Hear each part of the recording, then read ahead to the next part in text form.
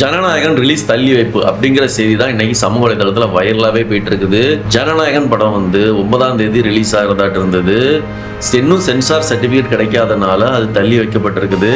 இதுக்காக நிறைய செலிபிரிட்டி வீடியோக்கள் வெளியிட்டிருக்காங்க. ஜனநாயகன் ரிலீஸ் ஆகலை அப்படின்னா பொங்கலே கிடையாது அப்படிங்கிற மாதிரியான வீடியோக்கள் வெளியே வந்துட்டு இருக்குது. ஜனநாயகனுக்கு சப்போர்ட்டாக வந்துட்டு இருக்கு. அது நல்ல விஷயம், பாராட்டக்கூடிய விஷயம் தான்.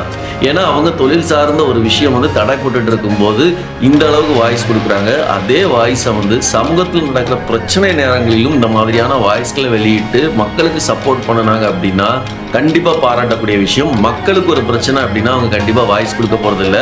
ஆனால் மக்கள் சினிமா சம்பந்தமான எல்லா பிரச்சனைகளுக்கும் வாய்ஸ் கொடுத்துட்டு இருக்காங்க, சப்போர்ட் பண்ணிட்டு இருக்காங்க.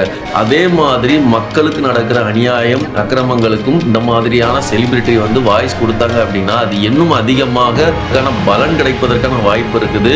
எப்படி உங்களோட போராட்டத்திற்கு மக்கள் எப்படி சப்போர்ட் பண்றாங்களோ அதே மாதிரி மக்களோட பிரச்சனைகளுக்கும் நீங்க சப்போர்ட் பண்ணா நல்லா இருக்கும் அப்படிங்கறத என்னோட கருத்து. மிக விரைவில் ஜனநாயகன் ரிலீஸ் ஆகிறதுக்கு வாழ்த்துக்களை தெரிவிச்சுக்கிறோம். நடிகர் விஜய்க்கு இதுதான் கடைசி படம். அதனால மிகப்பெரிய வெற்றி அடையணும் அப்படிங்கிற வாழ்த்துக்களோடு இந்த வீடியோ முடிக்கிறேன். உங்களோட கருத்து என்ன அப்படிங்கிறத கமெண்ட்ல சொல்லிட்டு போங்க, பார்த்து தெரிஞ்சுக்கிறேன்.